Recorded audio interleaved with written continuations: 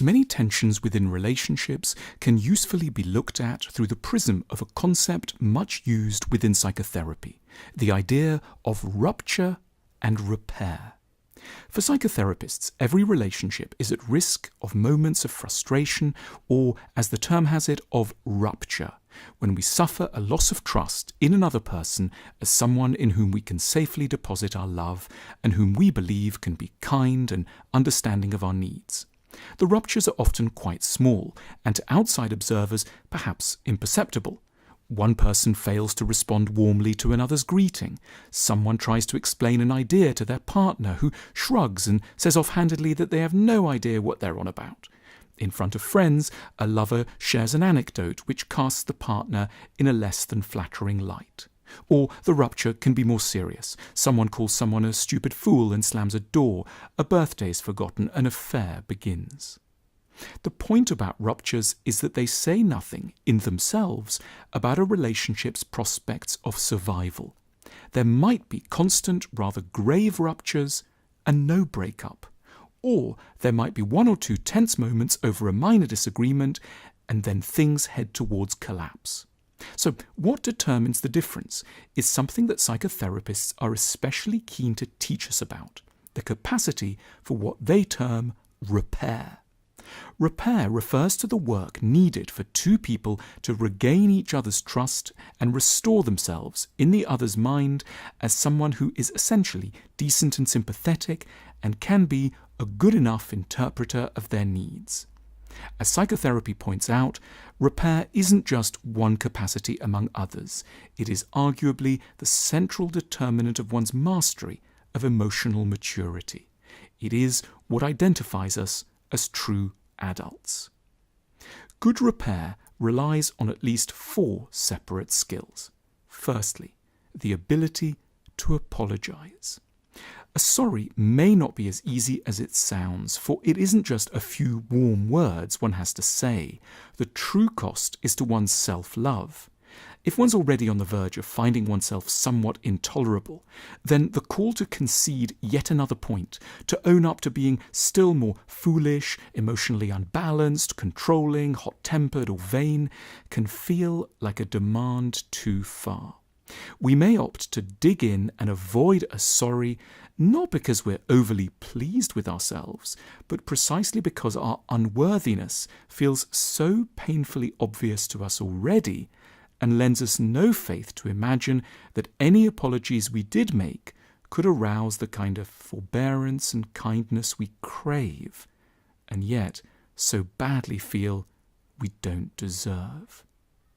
Secondly, the ability to forgive. There can be equal difficulty around being able to accept an apology. To do so requires us to extend imaginative sympathy for why good people, which includes us, can end up doing some pretty bad things. Not because they are evil, but because they are, in their varied ways, tired or sad, worried or weak. A forgiving outlook lends us energy to look around for the most generous reasons why fundamentally decent people can, at points, behave less than optimally. When this kind of forgiveness feels impossible, therapists speak of a maneuver of the mind known as splitting, a tendency to declare some people to be entirely good and others just as simply entirely awful. In dividing humanity like this, we protect ourselves from what can feel like the impossible dangers of disappointment or grown-up ambivalence. Either someone is pure and perfect and we can love them without reserve, or, quite suddenly, they must be appalling and we can never ever forgive them. We cling to rupture because it confirms a story which, though deeply sad at one level, also feels very safe. That big emotional commitments are just too risky, that other people can't be trusted, that hope is an illusion, and that we are, basically, all alone. Thirdly, the ability to teach.